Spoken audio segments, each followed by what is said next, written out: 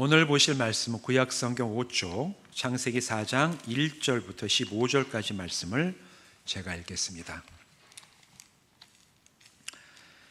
아담이 그의 아내 하와와 동침하매 하와가 임신하여 가인을 낳고 이르되 내가 여호와로 말미암아 득남하였다 하니라. 그가 또 가인의 아우 아벨을 낳았는데 아벨은 양치는 자였고 가인은 농사하는 자였더라. 세월이 지난 후에 가인은 땅의 소산으로 제물을 삼아 여호와께 드렸고 아벨은 자기도 양의 첫 새끼와 그 기름으로 드렸더니 여호와께서 아벨과 그의 제물은 받으셨으나 가인과 그의 제물은 받지 아니하신지라. 가인이 몹시 분하여 안색이 변하니 여호와께서 가인에게 이르시되 내가 분하여 함은 어찌 됨이며 안색이 변함은 어찌 됨이냐. 내가 선을 행하면 어찌 낯을 들지 못하겠느냐. 선을 행하지 아니하면 죄가 문에 엎드려 있느니라. 죄가 너를 원하나 너는 죄를 다스릴지니라. 가인이 그의 아우 아벨에게 말하고 그들이 들에 있을 때에 가인이 그의 아우 아벨을 쳐 죽이니라. 여호와께서 가인에게 이르시되 내 아우 아벨이 어디 있느냐. 그가 이르되 내가 알지 못하나이다. 내가 내 아우를 지키는 자니까. 이르시되 내가 무엇을 하였느냐. 내 아우의 핏소리가 땅에서부터 내게 호소하느니라. 땅이 그 입을 벌려 내 손에서부터 내 와위의 피를 받았은즉 내가 땅에서 저주를 받으리니 내가 밭을 갈아도 땅이 다시는 그 효력을 내게 주지 아니할 것이요 너는 땅에서 피하며 유리하는 자가 되리라. 가인이 여호와께 이르되 내 죄벌이 지기가 너무 무거우니이다. 주께서 오늘 이 지면에서 나를 쫓아내시온즉 내가 주의 낯을 배웁지 못하리니 내가 땅에서 피하며 유리하는 자가 될지라. 물은 나를 만나는 자마다 나를 죽이겠나이다. 여호와께서 그에게 이르시되 그렇지 아니하다. 가인을 죽이는 자는 벌을 7배나 받으리라 하시고 가인에게 표를 주사 그를 만나는 모든 사람에게서 죽임을 면하게 하시니라. 아멘. 우리 기도하고 말씀 나누겠습니다. 하나님 감사합니다. 오늘도 우리에게 예배하게 하시고 또 이제 말씀을 나누오니 성령님 이 자리에 함께하여 주셔서 우리 모든 심령 가운데 임하여 주시고 진리의 빛을 비춰 주시옵소서. 그리하여 이 말씀이 우리 생명의 영의 양식이 되게 하시고 또 우리가 믿음으로 한 주간을 살아나가는데 삶의 원칙과 기준과 능력이 되게 하여 주시옵소서. 예수님의 이름으로 간절히 축복하며 기도하옵나이다. 아멘. 오늘 이 시간 이곳에 모이시고 또 온라인으로 예배하는 모든 분들 주님의 이름으로 축복합니다. 우리 계속해서 매주간마다 우리가 성경적인 세계관을 세우는 것에 대해서 우리 연속하여서 말씀을 나누고 있습니다. 제가 여기에 목회 시작하면서부터 성경적 세계관에 대한 이야기는 참 여러 가지 얘기를 드렸지요. 그래서 또 이번에는 아예 성경적 세계관에 대한 긴 말씀을 우리가 연속으로 나누면서 성경적 세계관을 어떻게 갖춰야 되는가 이야기 나누고 있는데, 성경적 세계관으로 세상을 본다는 것은 한마디로 얘기하면 우리 영혼에 안경을 씌우는 것과 같다, 이렇게 얘기할 수가 있어요. 우리가 세상을 볼 때, 아니 우리가 살아가면서 때로는 시각이 왜곡이 될 때가 있죠. 근시가 오거나 난시가 오면 눈은 눈을 가지고 있는데 세상을 볼 때 똑바로 보지 못하거나 있는 그대로의 모습을 제대로 보지 못할 때 우리 어떻게 합니까? 안과나 안경점에 가서 시력을 교정을 하고 안경을 쓰게 되면 흐리거나 왜곡되어 있던 이 세상의 모습이 아주 선명하게 보이는 그런 경험을 하죠. 그런데 우리가 육신의 눈뿐만 아니라 영적인 안목도 마찬가지입니다. 내가 이 세상 살아가면서 우리가 영적으로 이 세상을 바라볼 때 하나님께서 주신 이 성경의 진리를 따라서 보지 못하고 세상의 주장, 세상의 철학, 세상의 가르침을 따라서 보게 되면 성경이 말하는 세상의 온전한 모습을 보지 못하는 경우들이 대부분이에요. 그때는 우리 영적인 이 시선을 교정을 해야 됩니다. 어떻게 교정을 해야 되냐면 성경의 진리를 따라서 그 진리를 통하여 세상을 볼 때 우리의 영적인 안목이 교정이 되어서 이전에 미처 못 보던 것이 보이고 알지 못하고 흐릿한 것이 선명하게 볼 수 있는 그런 놀라운 변화가 영적인 차원에서 일어나게 돼요. 우리는 그것을 성경적인 세계관으로 세상을 본다, 이렇게 얘기를 합니다. 렌즈가 필요해요. 이때 이 렌즈는 뭐냐면 성경의 진리가 우리의 렌즈가 되어서 내 영혼의 눈에 바르게 장착이 되고 그걸 통해서 세상을 보면 그때 비로소 미처 내가 알지 못하고 이해하지 못하거나 바르게 보지 못했던 나의 모습과 세상의 모습을 온전히 볼 수가 있어요. 그 첫 번째 렌즈 뭐라고 말씀드렸죠? 창조주 살아계신 하나님께서 이 모든 세상을 창조하셨다. 이 진리가 우리가 영적으로 바르게 보게 하는 영혼의 안경의 첫 번째 렌즈가 돼서 우리의 심령에 씌워줘야 된다 말씀을 드렸습니다. 살아계신 하나님께서 이 세상을 창조하셨다는 이 진리를 믿는 사람에게는 이 세상은 하나님께서 창조하시고 하나님의 이 창조의 능력과 솜씨를 드러내는 하나님의 창조의 솜씨를 드러내는 세상이 돼요. 그리고 사람을 볼 때 성경이 얘기하는 것처럼 우리 모두가 다 하나님의 형상을 따라서 존귀하게 만들어졌다라는 그 사실을 내가 믿고 그 사실을 통해서 볼 때 내가 참 존귀한 사람이구나. 나와 함께하는 이 가족, 또 믿음의 형제자매, 사회에서 만나는 모든 사람이 그냥 한 사람이 아니라 참 존귀한 사람이구나.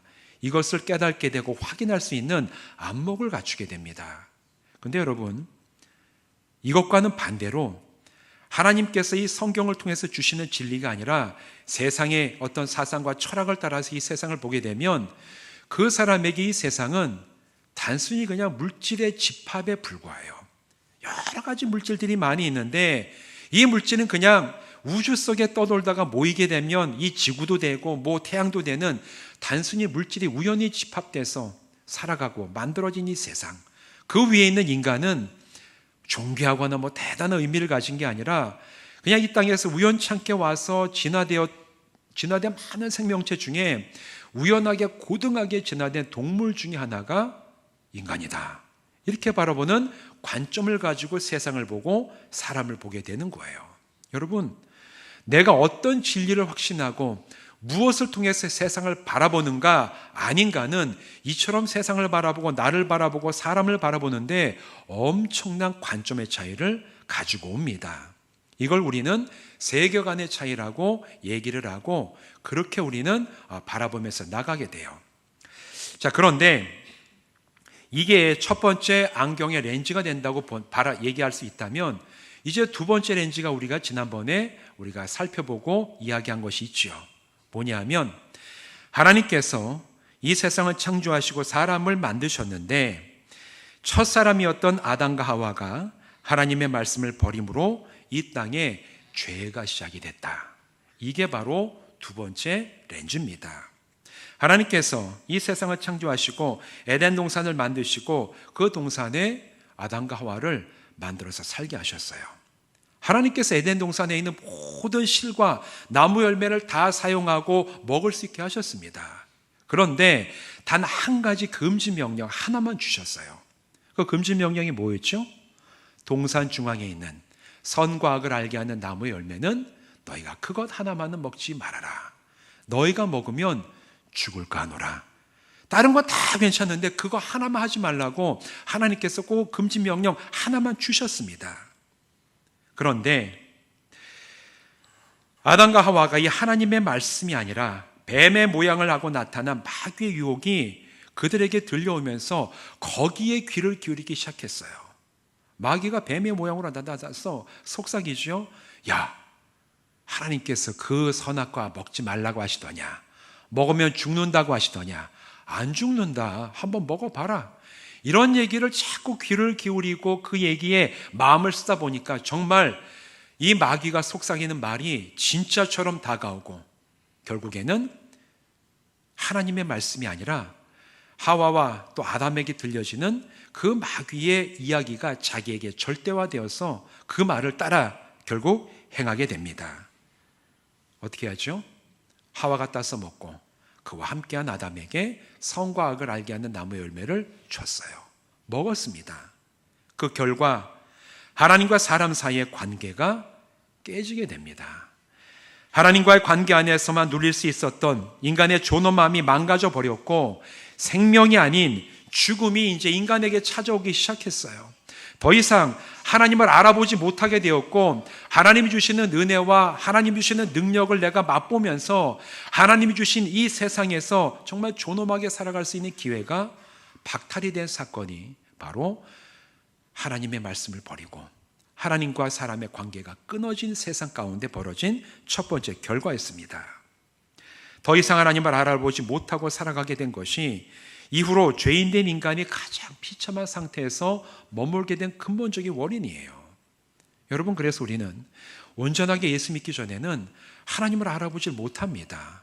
하나님께서 창조하신 세상 가운데 살고 있음에도 불구하고 하나님이 없다고 얘기하고 하나님이 어디 있냐라고 반문하고 하나님의 능력 그런 거 없다라고 생각하는 사람들과 함께 살면서 뭐 신이라는 게 어디 있겠어, 하나님 어디 있겠나, 이렇게 생각하고 믿고 그런 생각 가지고 세상을 바라보며 살아가는 사람, 이게 성경에서 보면 원죄를 가지고 하나님을 알지 못한 채 살아가는 사람, 그게 바로 원죄 속에 살아가는 사람이라고 성경은 얘기를 하죠.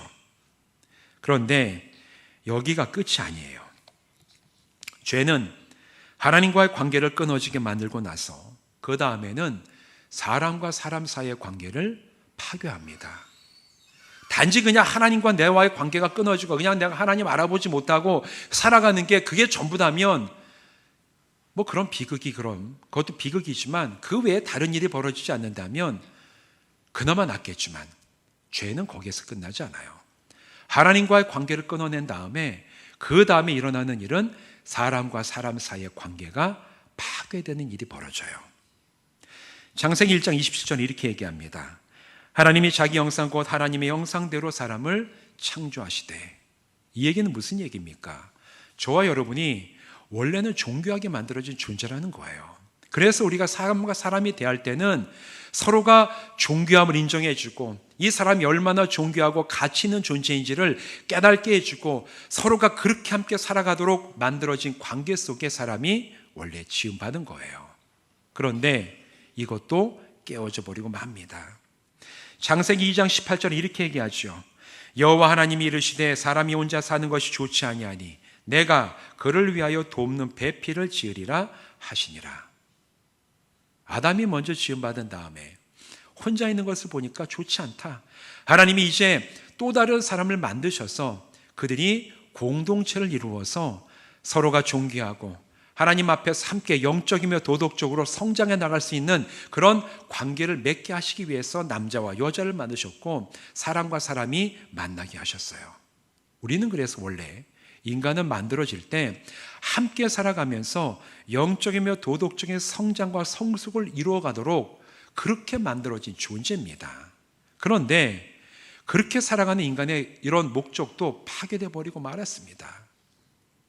왜 파괴됐습니까? 죄 때문에 그래요. 죄가 사람과 하나님의 관계를 끊어내고 그 다음에는 사람과 사람 사이의 관계를 파괴하고 망가뜨려 가지고 이제는 서로가 바라볼 때 존귀한 사람으로 서로의 존귀함을 알아보는 게 아니라 다른 방식으로 사람을 알아보고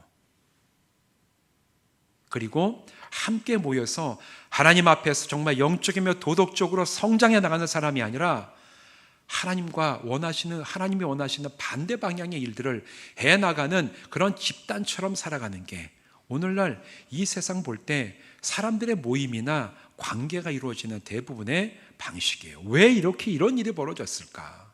도대체 어디부터 뭐가 잘못됐기에 왜 이런 일이 벌어졌을까? 그 첫 사건, 오늘 창세기 4장에서 일어나는 사건에 대해서 우리가 함께 이야기해 보려고 합니다. 잘 알고 있는 가일과 아벨의 이야기를 살펴보면 죄가 어떻게 사람의 관계를 파괴하고 비극을 불러오는지 우리가 자세하게 알 수가 있어요. 가인의 모습을 살펴보면서 이것 때문에 사람의 사이가 관계가 망가지고 하나님 앞에서 우리가 이렇게 비참한 일들을 경험하면서 가게 되는구나. 근본적인 원인이 여기 있었구나. 이거를 발견할 수가 있다는 겁니다. 에덴 동산에서 죄를 지은 아담과 하와가 쫓겨납니다. 하나님께서 에덴 동산에서 죄를 지은 아담과 하와를 보시고 너희가 더 이상 이곳에 살 수가 없다. 추방을 내리시죠. 추방을 하고 더 이상 에덴 동산에 들어오지 못하도록 천사들로 하여금 이 불칼을 들고 지키게 하세요. 이제 아담과 하와는 동산에서 쫓겨나서 자기의 힘으로 자기의 삶을 책임지고 나가야 되는 그런 존재가 됐어요. 노동도 해야 되고 출산도 하게 됐습니다. 그런데 오늘 읽은 이 말씀을 보면 아담과 하와에게서 첫 자녀가 태어나는 그 이야기로 1절이 시작이 돼요. 그 첫 자녀의 이름이 뭡니까? 가인이었어요. 가인을 낳은 하와는 1절에서 이렇게 얘기를 합니다. 내가 여호와로 말미암아 득남하였다니라. 하와가 첫 자녀인 가인을 낳았는데 하와는 이 가인에게 기대와 소망을 두었던 것 같아요. 아이를 낳으면서 이 아이를 그냥 낳고 만 것이 아니라 가인을 낳은 다음에 하나님께서 나로 하여금 이 아들을 얻게 하셨다. 그러면서 이 얘기는 기뻐하면서 크게 외치는 얘기거든요. 내가 여호와로 말미암아 이 자녀를 얻었다. 기쁨이 있었던 거예요. 가인의 마음에, 하와의 마음에 아들을 첫 아들 가인을 낳고 기쁨이 있었고, 이 얘기는 다르게 이게 바꿔보면 자기들의 죄로 인해서 에덴에서 자기들은 쫓겨났지만 그들의 자식들은 이런 상황을 바꾸고 바르게 살아가기를 원하는 그런 마음이 간절했기 때문에 첫 자식 가인을 낳은 다음에 여호와로 인하여 내가 이 아들을 얻게 됐다, 이렇게 선포하는 하와의 마음이 담겨 있는 말씀이 1절에 나오는 것이 아닌가. 이 성경을 쭉 읽고 분석하면서 그런 생각을 짐작을 하게 됩니다. 어떻게 보면 부모들이 자식에게 원하는 것처럼 아담과 하와는 가인에게 기대와 소망이 있었을 것 같아요. 너희들은 똑같은 죄를 지면서 가지 마라. 회복되었으면, 돌이켰으면 이제 하나님과 끊어졌던 관계가 다시 회복되는 그런 삶을 누리며 살아갔으면 그런 마음이 부모로서 자식에게 있지 않았겠습니까? 그러면서 또 지나다가 하와가 둘째 아들 아벨을 낳았습니다. 세월이 지나갔습니다. 가인과 아벨이 자라났죠. 어느 날 이제 가인과 아벨이 하나님께 제사를 드립니다. 가인도 제사를 지내고 아벨도 제사를 지내요. 그런데 이 드린 제사가 결과적으로 아벨의 제사는 하나님이 받으셨지만 가인의 제사는 받지 않으셨다. 오늘 성경 그렇게 얘기하고 있습니다. 무엇 때문에 가인의 제사를 받지 않으셨는지 성경은 여기에 대해서 명쾌하게 말을 하지는 않아요. 직접적으로. 어떤 분들은 제가 어떤 이제 성경 연구해 놓은 걸 보거나 이제 설교 들으면 가인은 양을 잡아서 제사를 드렸기 때문에 하나님 받으시고, 아벨이구나, 아벨이 그렇게 제사 지냈고 가인은 농산물을 가지고 제사 지냈기 때문에 하나님 안 받으. 그거는 성경에 근거하고 바른 성경 해석이 아니에요. 그렇게 왜냐하면 이거는 속죄 제사가 아니기 때문에 속죄 제사는 동물을 잡아 드려야지만 됐어요. 피를 흘리고. 근데 여기 나오는 제사는 속죄 제사가 아닙니다. 그래서 그렇게 해석하는 거는 바른 게 아니에요. 대신에 오늘 이 본문 문맥을 자세히 보면 왜 하나님께서 아벨의 제사 받으시고 가인의 제사를 받지 않으시는지 간접적으로 이유를 알 수 있는 이야기가 쭉 흘러나옵니다. 오늘 이 말씀 보면 이 제사는 하나님께서 단순히 드려진 제물만 받으시는 제사가 아니었어요. 이 4절과 5절 말씀 보면 하나님께서 이 제사를 받으시는데 어떻게 받으시냐. 4절 말씀 보면 아벨은 자기도 양의 첫 새끼와 그 기름으로 드렸더니 여호와께서 아벨과 그의 제물은 받으셨으나, 5절 넘어가면 가인과 그의 제물은 받지 아니하신지라. 제물만 받으신 게 아니에요. 아벨의 제물을 받으시기 전에 아벨을 먼저 받으셨어요. 그리고 가인의 제물을 거부하시기 전에 먼저 가인을 거부하셨다. 이렇게 성경은 분명하게 얘기를 하고 있습니다. 이 얘기는 제물 이전에 제사를 드린 사람을 받으시거나 받지 않으셨다라는 의미를 오늘 성경 우리에게 얘기해 주고 있습니다.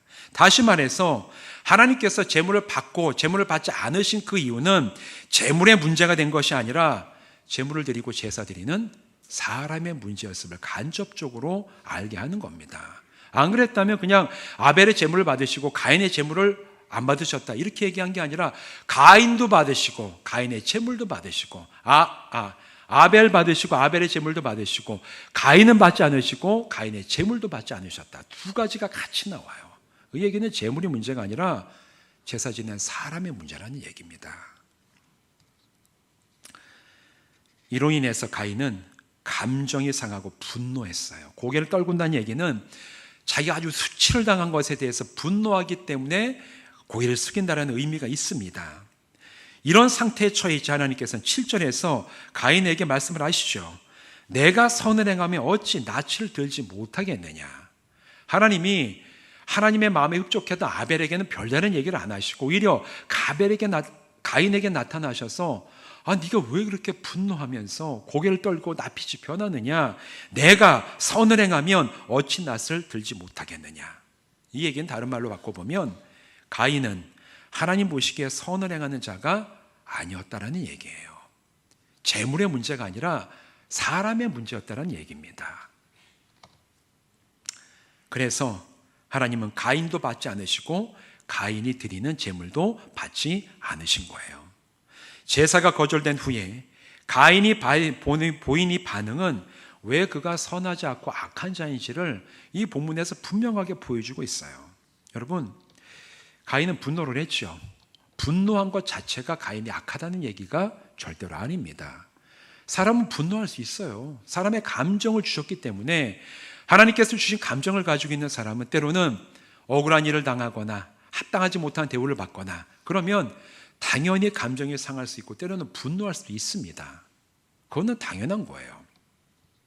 가인도 사람이기 때문에 아벨의 제사와 비교당해가지고 자기의 제사가 받아들여지지 않은 것에 대해서 기분 나쁘거나 감정이 상하거나 분노할 수 있다고 우리는 생각합니다. 그거 분노하고 감정이 상한 그 자체가 문제가 아니에요.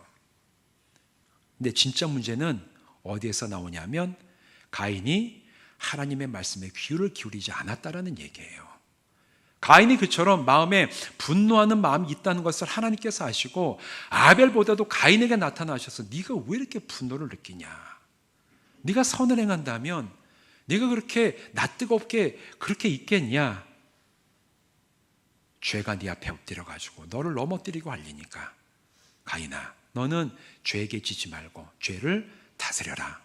하나님께서 직접 나타나셔가지고 가인에게 친히 말씀을 하십니다. 그랬다면 가인은 하나님의 말씀을 듣고 그래, 내가 이제 돌이켰어. 나의 감정만 바라보고 내 분노, 내 생각, 어떤 나의 자존심에만 집중하는 게 아니라 하나님께서 말씀하시는 그 하나님의 말씀에 고개를 돌리고 그 말씀을 듣고 그 말씀에 집중했었어야 돼요. 그런데 가인은 어떻게 했습니까? 그렇게 하지 않았어요. 하나님께서 말씀하셨음에도 불구하고 가인은 하나님의 말씀의 방향을 돌린 것이 아니라 계속해서 자기의 분노, 자기의 상한 감정, 자기의 상한 자존심, 자기 생각 여기에만 계속 몰두하고 그것에만 바라보는 자기 중심적인 사람이었어요. 아벨과의 비교해서 당했던 자기의 그 열등감만 계속 돌이키는, 물론 여기엔 그렇게 안 나오죠, 자세하게. 근데 그 과정은 그랬을 게 뻔합니다.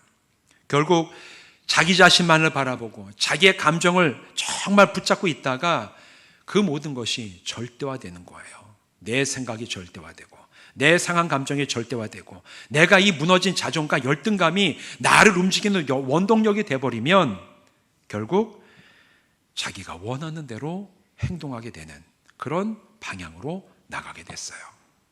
그 결과가 어디 있습니까? 오늘 읽은 이 말씀 8절에 나옵니다.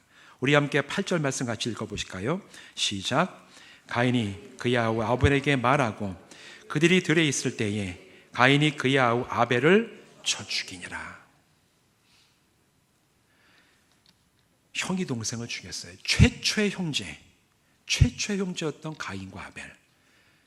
두 사람 중에 형이 동생을 쳐 죽이는 일이 최초로 발생했어요. 왜 이런 일이 발생이 됐습니까? 여러분, 아담과 하와가 범죄했을 때 하나님은 그들에게 말씀을 하셨어요. 창세기 3장 19절에 하나님이 아담에게 말씀하시는데 너는 흙이니 흙으로 돌아갈 것이니라 하시니라. 이 말씀은 이제 너희가 죄를 짓고 여기서 에덴 동산에서 떠나게 되면 너희가 죽음을 맞이하게 될 것이다. 죽을 것이라는 분명한 말씀을 아담과 하와에게 주셨습니다. 그런데 여러분, 아담과 하와가 경험했던 최초의 죽음은 자기의 죽음이 아니었어요. 죄를 지었던 아담과 하와가 자기의 죽음을 이게 죽음이구나. 이게 아담과 하와가 죽을 것이라는 하나님의 말씀을 듣고 난 다음에 경험했던 처음 죽음이 아니었어요. 아담과 하와가 경험했던 첫 죽음은 자식의 죽음이었습니다. 자기가 난 두 아들이 형이 동생을 때려 죽이는, 이 얼마나 비참하고 참담합니까? 첫 번째 죽음이 자기가 아니라 자기들 자식들이 서로 때려 죽이는 일, 이걸 경험하던 그 아담과 하와의 마음이 얼마나 비참하고 얼마나 애통했겠습니까? 왜 이게 일어났을까? 자기들 때문이에요. 에덴 동산에서 하나님께서 하지 말라고 하신 단 하나의 그 일을 자기들이 하나님의 말씀이 아니라 마귀의 말에 귀를 기울였었던 자기들의 잘못으로 인해서 하나님과의 관계가 끊어지고 에덴에서 추방당하고, 결국 그렇게 관계가 끊어진 그 결과로 인해서 자기들이 낳은 두 아들 가운데 한 아들, 형이 동생을 때려 죽이는 이런 비참한 일을 부모로서 겪게 되는 아담과 하와는 여기에 나오지 않지만 우리가 공통된 인간의 감정으로 너무너무 비참하고 비극적이고 참담했을 겁니다. 이게 바로 죄의 결과로서 경험했던 최초의 죽음이었어요. 얼마나 큰 죄책감을 느꼈겠습니까? 이 일을 통하여 사람과 사람 사이의 관계가 파괴됐습니다. 존경함을 상실하고 함께 영적이며 도덕적인 성장을 이룰 수 있는 능력을 사람들이 상실해버렸어요. 갈등과 대립이 있습니다. 더 나아가서 폭력이 사람과 사람 사이에서 일상적으로 일어나는 그런 세상을 아담과 하와 이후 지금까지 우리는 살아가고 있지 않습니까? 이 모든 것이 죄로 인해서 일어난 결과들이에요. 본문은 가인의 행동과 반응을 통해서 죄가 무엇인지를 오늘 우리들에게도 분명하게 이야기합니다. 아담과 하와는 뱀의 모습을 하고 나타난 마귀의 말에 귀를 기울이고 그것을 절대화했지만, 사실 가인에게는 그런 형태를 갖고 나타난 어떤 뱀의 유혹이 없었어요. 가인이 들었던 것은 자기의 생각, 자기의 감정, 자기의 분노에만 귀를 기울이고 그것에 집중한 그 결과가 결국 동생을 죽이는 일까지 벌어진 것입니다. 분명한 하나님의 말씀이 있었음에도 점점 더 그쪽 방향으로 나간 거예요. 여러분, 이게 바로 죄입니다. 죄가 대단하게 내가 어떤 큰 일을 하고 어떤 아주 나쁜 걸 계획해야지 그게 죄가 아니라, 하나님이 아닌 자기의 감정, 자기의 생각, 자기의 분노, 나의 자존감, 여기에만 집중하는 것도 하나님 앞에서는 죄임을 이 가인과 아벨의 사건을 통해서 지금 오늘 우리들에게 성경은 이야기하고 있어요. 여러분, 이 가인이 받은 유혹은 오늘날 우리가 가장 많이 받는 유혹 아닙니까? 오늘날 우리들에게도 무슨 뱀의 형태로 아주 무슨 악한 아주 괴물의 모습으로 마귀가 나타나서 우리에게 속삭이고 그럽니까? 전혀 그러지 않죠. 대신에 뭘 통해서 우리에게 유혹을 합니까? TV, 유튜브, 신문, 잡지, 때로는 영화, 가요, 이런 다양한 매체들을 통해서 우리에게 오늘날 끊임없이 속삭이고 있어요. 너의 감정에 집중해봐. 너의 생각이 최고야.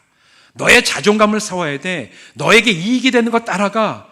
네가 절대적이야. 다른 거 볼 필요 없이 너에게 집중해. 끊임없이 이렇게 우리에게 속삭이고 있는 게 오늘 우리들이 듣는 여러 가지 매체를 통해서 우리에게 들려지는 마귀의 유혹이에요. 마귀의 유혹이 굉장히 대단하게 들려오는, 바로 거기에서부터 들려줘. 그런가? 내 감정, 내 생각, 나의 자존심, 내 명예, 나에게 주어지는 이익, 내가 이거를 놓치면 안 되는구나, 이것만을 내가 추구하며 살아가야 되겠구나, 이렇게 생각하게끔 끌고 가는 게 오늘 이 시대의 마귀가 역사하고 우리를 유혹하는 방식이라는 것을 분명히 알아야 됩니다. 여러분, 가인이 그랬어요. 가인이 하나님의 말씀이 아니라 자기에게 집중하다가 결국 동생인 아벨을 죽였습니다. 오늘날에도 동일합니다.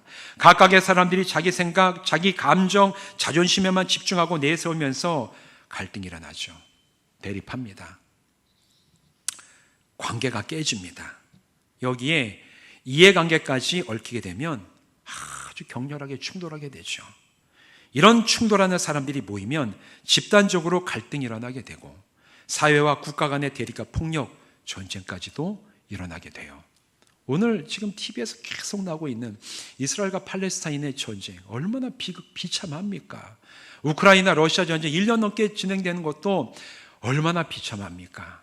그런 비극, 그 비극에 가장 근본적인 원인이 어디 있습니까? 죄 때문이에요. 사람의 죄 때문에. 자기의 이익을 포기하지 못하고 자존심을 내려놓지 못하고 하나님의 말씀이 아니라 자기에게만 집중하는 사람들이 정치인이 되고 국민이 되고 그런 사람들에 의해서 선동이 되면 점점 거대해진 악으로 치닫게 되고 사람과 사람의 사이가 대립뿐만 아니라 죽이고 죽이는 폭력과 전쟁까지도 나가게 되는 근본이 바로 여기에서 시작이 돼요. 자기 자신에게만 집중하는 인간의 죄악된 본성, 거기서부터 시작이 됩니다. 죄는 이처럼 심각하게 사람과 사람 사이의 관계를 파괴합니다. 단순히 관계만 망가진 것이 아니라 나의 사소한 죄 아니면 다른 사람의 사소한 죄가 아무 상관없는 사람의 인생을 비극으로 만들어버리는 경우들 얼마나 많이 일어납니까? 제가 종종 성경 공부할 때 말씀드리죠. 요즘에 한국에서도 음주운전 때문에 굉장히 처벌이 강화됐다가 요즘에 이제 왔다 갔다 하는데, 여러분 음주운전하는 게 내가 오늘 한잔하고 운전해가지고 지나가다 사람 하나 죽여야 되겠다, 그런 생각 가지고 운전하는 분 있어요? 한 명도 그런 사람 본 적 없습니다. 그냥 내가 대리 부르기 싫어가지고 20분 기다리는 게 싫고 돈 4, 5만 원 내는 게 싫고 내가 괜히 딴 사람이 한잔 했으니까 내가 지금 운전이 몇 년인데 이 정도 못하는 줄 알아? 이제 이래가지고. 너무 리얼한가요 제가? 저 음주운전 안 합니다. 예. 그래요.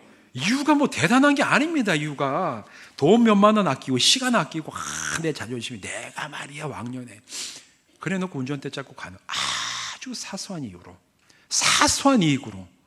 여러분 정신이 말짱할 때 당시 3만 원 이걸 쓰는 게 맞습니까? 가다가 사람 쳐가지고 사람 죽이는 게 맞습니까? 누구도 그거를 돈 3만 원이 귀합니다 얘기한 사람은 한 사람도 없어요. 그러나 사람이 자기에게만 집중하고 자기의 이익과 자기의 어떤 자존심을 세우기 시작하면 정상적인 판단이 불가능해집니다. 운전대를 잡고 가죠. 사람 쳐요. 사람이 죽어요. 한 사람이 죽으면 그 사람의 죽음이 아니라 그 가족들이 다 인생이 망가집니다. 부모가 죽고 나면 아이들이 평생을 부모 없는 자식으로 자라나야 돼요. 이게 얼마나 심각한 죄입니까?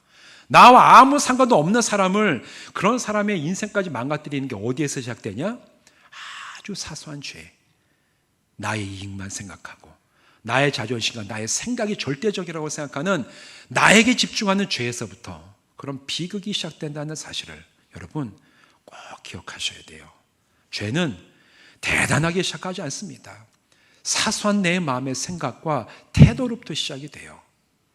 죄는 바로 거기서부터 시작이 됩니다. 마음속에서부터 시작이 돼요. 그래서 누가복음 6장 45절에 예수님 이렇게 말씀하시죠. 선한 사람은 마음에 쌓은 선에서 선을 내고 악한 자는 그 쌓은 악에서 악을 내나니 이는 마음에 가득한 것을 입으로 말함이니라. 죄는 마음에서 시작이 됩니다. 내가 오늘 누구의 말을 귀 기울이고 누구의 말에 권위를 두고 누구의 말을 따라가는가? 하나님을 향하고 있는가? 아니면 나를 바라보고 내가 나의 주인이 되고 내가 나의 생각, 감정, 분노, 자존감, 내 생각만, 계획만을 절대적으로 믿고 나가는가? 여기에서 하나님 앞에서 죄인과 선인은 나눠진다는 것을 여러분 기억하시기 바랍니다. 따라서 그리스도인의 마음은 자기 자신이 아니라 하나님을 향해야 돼요. 하나님을 향해야 됩니다. 자기의 생각, 감정, 자존심, 이익, 판단, 이런 것들이 나의 행동과 삶의 기준이 아니라 하나님의 말씀으로 판단과 행동의 기준을 삼아야 돼요. 그래야지만 우리는 가인이 간 길을 잘라내고 다른 길을 갈 수가 있습니다. 그리스도인이라고 하면서도 여전히 죄인과 똑같이 자기 자신에게만 집중하는 사람, 또 그것에 따라 행동하는 사람은 여러분 기억하십시오. 하나님께서 심판하실 것입니다. 하나님의 말씀 엄중해요. 너희가 그냥 그리스도인이라고 부름받았기 때문에 주여 주여 하는 자마다 다 하나님 나라에 들어갈 것이 아니라 아버지의 말씀을 따라 행하는 자만 들어가리라. 오늘날에도 이 말씀은 단 하나도 이 말씀이 적용이 안 되는 곳이 없어요. 내가 예배드렸다고, 내가 성도고, 내가 목사고, 장로고, 권사기 때문에 자동적으로 하나님 나라에, 그런 거 없습니다. 예수님 말씀하셨어요. 아버지의 뜻대로 행하지 않는 자는 하나님 나라에 들어가지 못할 것이다.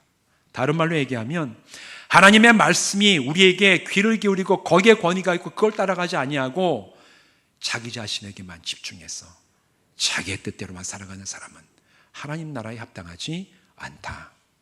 바로 이 말씀이에요.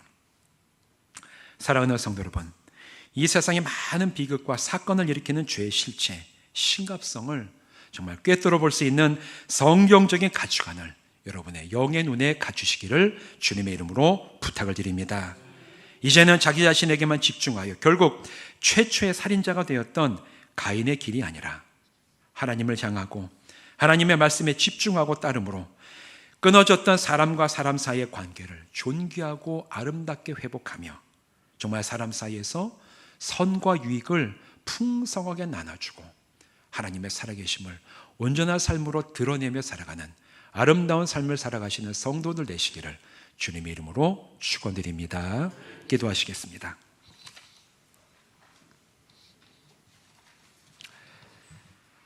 하나님, 오늘 인류 최초의 살인사건이었던 가인과 아벨의 이야기를 살펴봤습니다. 죄로 인해서 하나님과 우리의 관계가, 사람과의 관계가 끊어진 것에서 그치지 않았습니다. 사람과 사람 사이에 관계가 끊어지다 못해 형제 사이에도 살인이 일어나고, 하나님, 오늘날 우리가 살아가는 이 세상에는 얼마나 많은 비극과 폭력과 갈등과 대립이 있습니까? 주님, 그것을 표면적으로만 보는 것이 아니라 영의 눈으로 온전히 꿰뚫어 보아 그 모든 것의 근원이 되는 죄의 실체를 온전히 파악하는 저희들 되게 하여 주시옵소서. 그 죄는 하나님의 말씀이 아니라 나를 돌아보고 나에게만 집중하는 바로 그 마음에서부터 시작되는 것임을 우리가 오늘 말씀을 통해서 보았사오니, 주여, 우리는 돌이키게 하여 주셔서 내가 나만을 바라보며 살아가는 것이 아니라 하나님께로 우리의 눈을 향하고 주님의 말씀 우리의 삶의 기준이 되는 아름다운 삶을 살아가는 모든 성도들 되게 하여 주시옵소서. 예수님의 이름으로 간절히 축복하며 기도하옵나이다. 아멘.